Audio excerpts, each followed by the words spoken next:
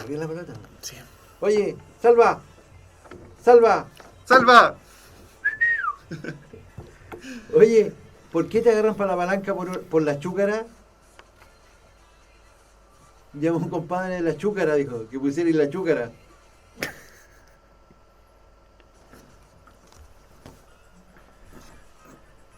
(10:37) de este sábado 29 de agosto del 2015. Ahora es cuando. Ahí está Salvador Contreras en la sala de sonidos. Adolfo González Fuenzalía acá en Las Palabras.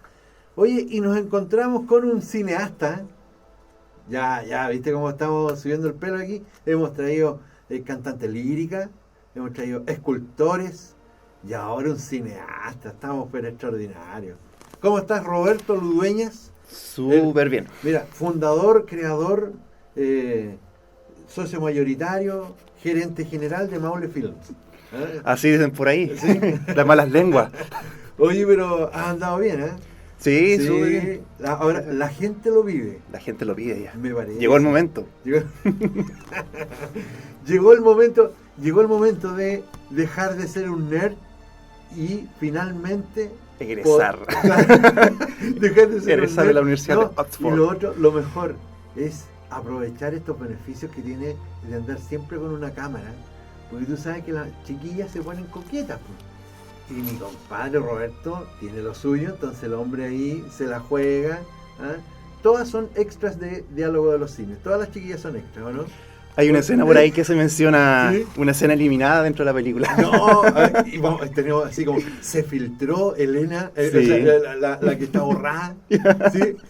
Hay personajes que están ahí muy misteriosos. Tienes que usar esos recursos así de marketing. Sí, es que hay que usarlos porque es la expectativa que también nos genera el espectador para que se prenda con la película. Y exacto. Yo creo que por ahí va, uno puede tener la mejor película del mundo, pero si no tiene una buena estrategia de atracción de público, la película se puede ir para abajo. Así es. Oye, por ahí comentábamos que desde el año 38 que no se hacía un trabajo, estamos hablando de film, no de otros documentales que se han hecho mucho acá en Curicó, pero del año 38 que no se filma propiamente tal una película. ¿Ah? Por ahí tenemos registro de una backstage que se llama, o sea, lo que está detrás de cámara, porque el papá de uno de los chiquillos de fotos antiguas de Curicó fue extra en esa película en el año 38, imagínate. Y hay una escena de campo en donde aparece él, y esa foto es la que tenemos. Fíjate, tenemos por lo menos el registro gráfico.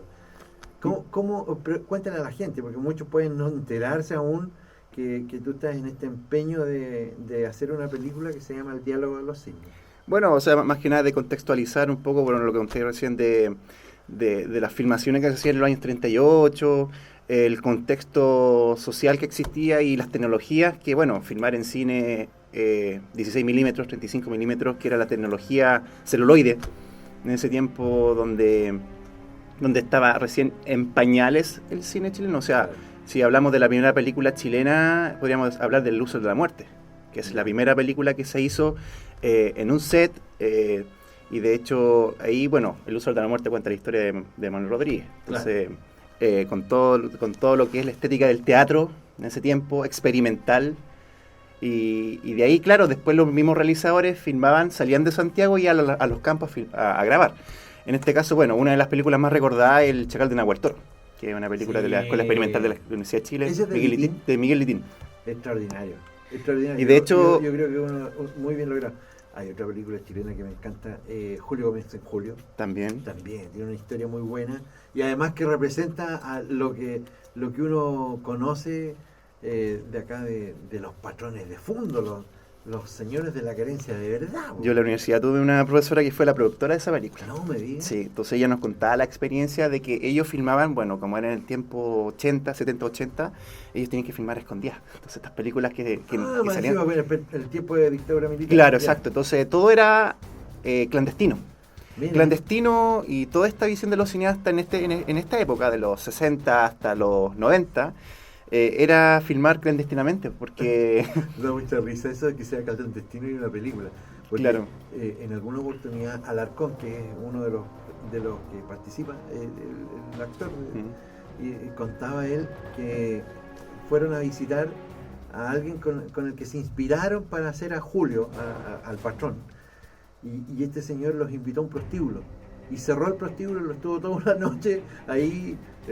Decía que era un trabajo sucio que alguien tenía que hacer, Claro. que era muy sacrificado. ¿No? Pero dice que era así, que claro, que era como clandestino. Entonces se reía, porque decía que la dictadura militar, tan moral que era, pero los prostíbulos nunca los cerró. No, No eso no. permitía que Eso se no. juntaran en ninguna otra parte excepto los prostíbulos. Claro, no. No, bueno, al final lo que es el contexto de la historia y la experiencia del rodaje de la película que hace más que nada ver un poco o evidenciar lo que se ve en pantalla, si al final es eso. Se mezclan un poco las dos cosas, entonces al final el espectador ve lo que cuenta la historia y infiere también, o indirectamente se entera de que también cómo fue la película por detrás de cámara. Entonces ahí también hay un juego bien interesante al momento de ver la película. Lo mismo pasa, por ejemplo, con el Chacal de Nahuel Toro. Desde la estética, hablando desde el movimiento cámara, hablando de cómo se cuenta la historia, también habla un contexto social que existió, por ejemplo, el tema del niño guacho. Claro. Representado también Cierto. Sí. este chacal condenado por la sociedad o por el tema. Pero que la sociedad tampoco se había hecho cargo de las situaciones personales de él. ¿Ah? Claro, y ahí va el cuestionamiento también y un debate O sea, que habla ¿por qué sobre por qué le la pena de enseñamos- muerte. ¿Por qué ejemplo. le enseñamos a leer, a usar zapatos? ¿Tú sabías que el Chacal de Nahuel Toro la primera vez que usó zapatos fue cuando lo llevaron al cadalso? Es decir, Claro. cuando lo fusilaron. Claro, lo enseñan a leer y a escribir, después que le enseñan las herramientas básicas, lo condenan a la muerte. Entonces, claro, es una película que sí llama a la reflexión. Y eso es importante porque dentro también de lo que nosotros queríamos hacer con el diálogo de los cisnes, es también un llamado a la reflexión.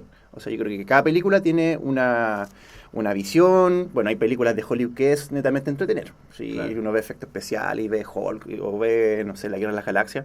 Claro, tiene un contexto que a lo mejor puede enseñar algunos valores dentro de lo que es la película, pero en sí lo que buscamos dentro de lo que queremos hacer cine es buscar una instancia de generar reflexión, generar debate de ciertos temas actuales, sociales y de actualidad. Entonces, bueno, y eso obviamente que entretenga al espectador, pues la cultura entretenida, como le llaman Claro. algunos. Roberto, ¿Mm? en definitiva, hoy día que hay tanto acceso a tecnología, ¿eso ha dañado un poco la historia, el contenido, la entrega de, digamos, la comunicación de valores a través del cine? Yo creo que, bueno, sí y no. O sea, a modo personal yo creo que sí daña un poco, pero beneficia a los demás. ¿Por qué? Porque ahora volvamos al celuloide. O sea, los privilegiados tienen el acceso al celuloide. pues. Ahora los no realizadores tenemos el digital. Y eso nos permite también no tener una excusa para poder contar una historia. Y por ahí va el tema. Ahora sí, este acceso de tener esta herramienta que igual a modo de ética yo considero que es no sé, darte un ejemplo, es un arma. Yo creo que la cámara, si lo vemos de una cierta manera, es un arma porque captura la verdad, representa la realidad y depende del punto de vista de los realizadores lo que uno quiere contar. Entonces, claro, hay muchas personas que malinterpretan o no saben ocupar bien lo que quieren contar frente a cámara. Entonces, eso hace que esta información fluctúe y sea errónea y genere estas cosas que al final la manipulación de esto nos permite que a modo profesional no sea coherente. Yo creo Oye, que- ¿compartes tú un diagnóstico que en alguna oportunidad leí por ahí en una revista de cultura que decía: Chile no es un país de realizadores, Chile no es un país de productores, no es un país de cineastas, es un país de documentalistas? Sí, yo creo que ¿Puede ser? sí, yo creo que sí, porque O sea, los jóvenes están haciendo más documentales que películas. es que el documental es más fácil acceder a realizarlo que la ficción. Yo creo que, ¿por qué? La ficción, si lo diferenciamos hacia modo básico, el documental es una representación de la realidad desde el punto de vista del realizador. Ojo, Claro. y eso se diferencia también lo que es reportaje con documental. Mucha gente confunde documental con reportaje. El reportaje es algo objetivo que sucede en el momento o una crónica. El documental, claro, representa en cierto modo la realidad, pero el punto de vista del realizador o del cineasta es lo que quiere Es lo contar en la historia. fundamental, claro. Exacto. Entonces, bueno, por eso hay muchos documentales políticos que tienen un punto de vista desde los dos bandos, y eso habla también de que, claro, el mismo realizador tiene el contenido, tiene el punto de vista, y eso refleja también de que lo que quiere él contar e influenciar en las masas. A mí me llamó la atención haber conocido documentalistas, por ejemplo, post-terremoto, que habían empezado desde el minuto cero a hacer recopilación de imágenes para los efectos de sus documentales. También me llamó muchísimo la atención, por ejemplo, Nat Geo, que compró a una en una cantidad increíble, imágenes de la mina San José, por ejemplo, cuando ocurrió lo de los 33 mineros. Pero siempre los documentalistas como que van mucho más rápido en su reacción que lo que tú mismo estás diciendo de la ficción.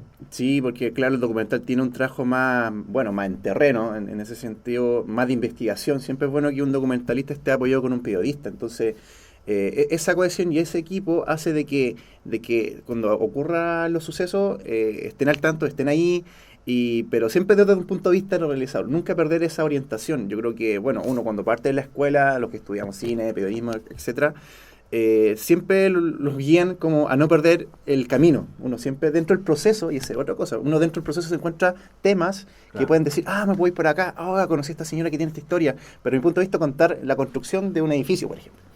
Pero si esta señora sabe qué ocurrió antes de esa construcción de ese edificio y tiene una historia y yo me voy por ese carril, claro, pierdo la orientación. Aunque claro, el tema de la señora es interesante, pero eso hace de que uno pierda también bueno, hay que hacer un poco como los caballos cuando corren. Foco. El foco. Es siempre muy importante el foco. A lo mejor lo de la señora puede ser otro documental, pero el foco es importante. Eso hace de que uno tenga la conectividad con el tema y al final haya un producto final, porque eso es lo importante. Muchos llegan a medio camino porque se pierden en el camino. Oye, a mí me llama la atención que nuestro vocabulario sea tan cinematográfico. Si tú te fijas, en los años 80 por lo menos, yo recuerdo que el mundo decía, no, y estoy con cualquier rollo. No, este es taquillero. Este se pasa rollo. Ese pasa rollo. Este es hasta el día de hoy. Claro, hasta el día de hoy. Es como muy cinematográfico. No, y me pasé cualquier película. Claro. No, viejo, mi vida pasó como en cámara lenta. Y el mundo de la cinematografía ya está en el lenguaje de la gente. Sí, y eso hace que, por ejemplo, realizadores que quieran como hablar un poco del tecnicismo de lo que es hacer cine, no pierdan un poco al espectador. Claro, uno igual explicando que puede significar una cosa u otra, pero hace de que, por ejemplo, el rollo, que se evidencia lo que es el celuloide del 16 milímetros, pasarse películas, bueno, las películas están al acceso a todo, internet, el cine, la televisión. De hecho, hoy, más que nunca, la cultura de muchos se basa específicamente en películas. Ahora, a propósito de juntar dos cosas, cultura, films. ¿Cómo ves tú este aporte? Yo creo que sí, que es un aporte, vi el teaser de Diálogo de los Cines. ¿Cómo lo ves tú? Así, trata de despegarte que es tu bebé. Claro. ¿Cómo lo ves tú en el aporte a la historia identitaria de Curicó?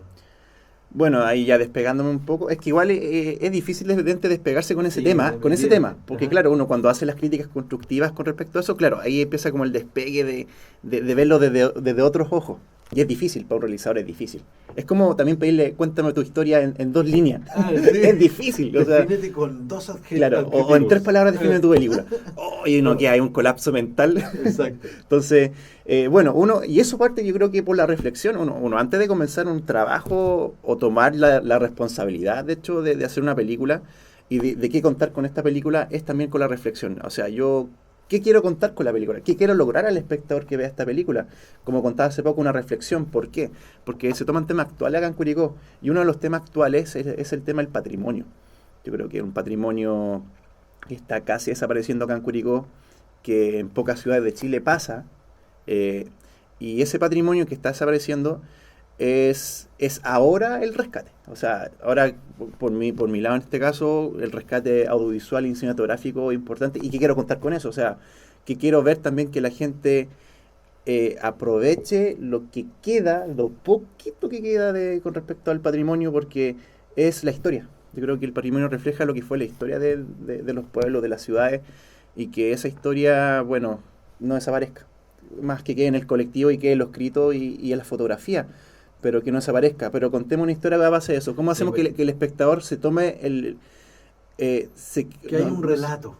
Aparte del relato, yo creo que los personajes en ese sentido dentro de la película, por eso decimos hacer ficción, se reflejen para que sea verosímil. Y eso es importante. Siempre cuando un espectador ve una película, se siente identificado con cualquier personaje.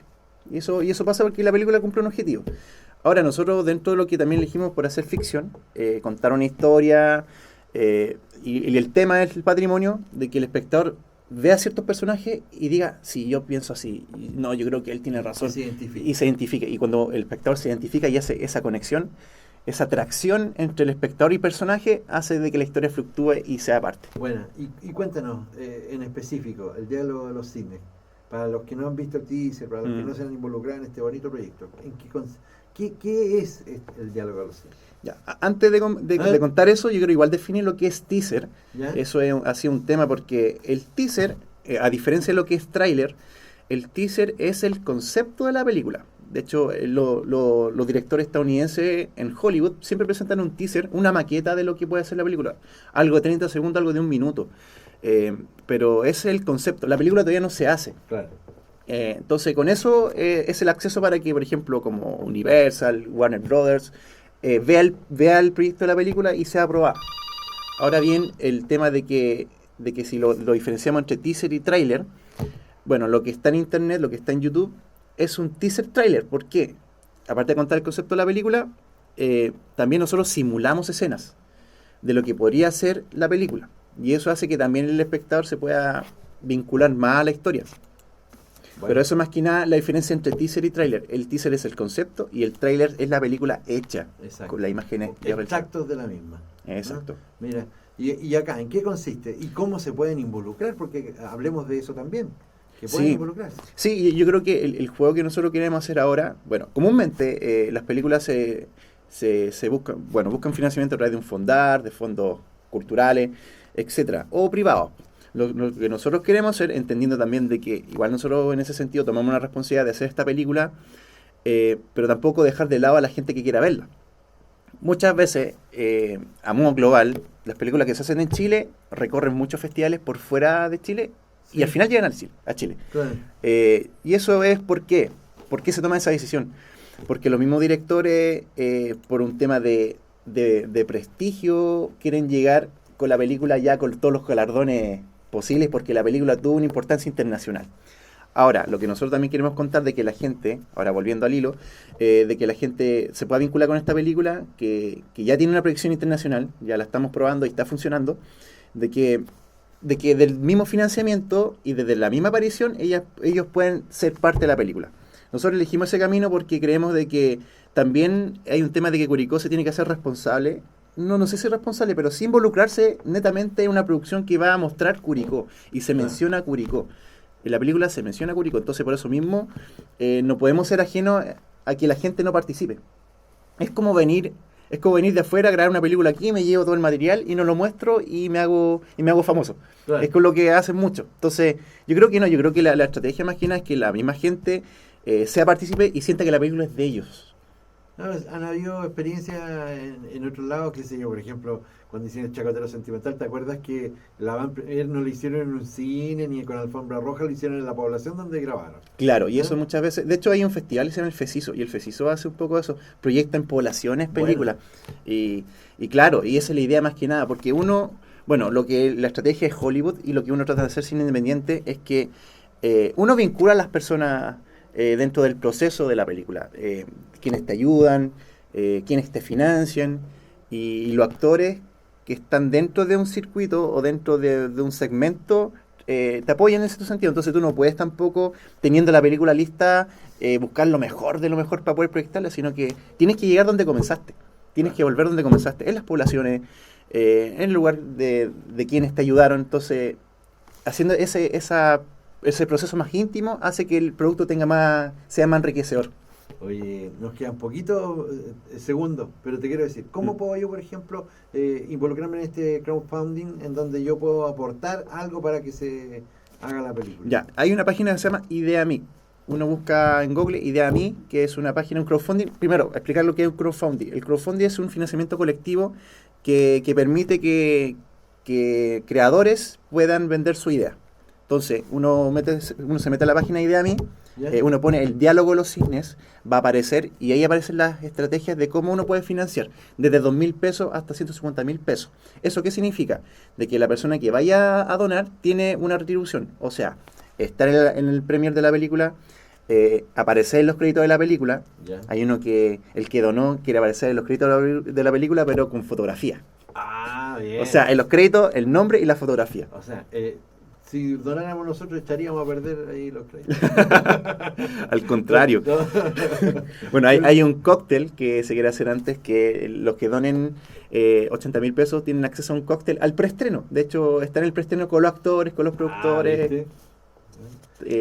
Hay otro más que ya, bueno, ya es parte por las empresas, que ya hay una empresa ya a jugar con los logos, con los auspicios, y ahí ese Exacto, otro y también. figurar en la película como marca. Exacto, ya con marca, porque Bueno. ahí uno ya empieza a jugar un poco más comercial. Y ahí uno puede hablar ya de la proyección y de la distribución. ¿Cómo se llama la página?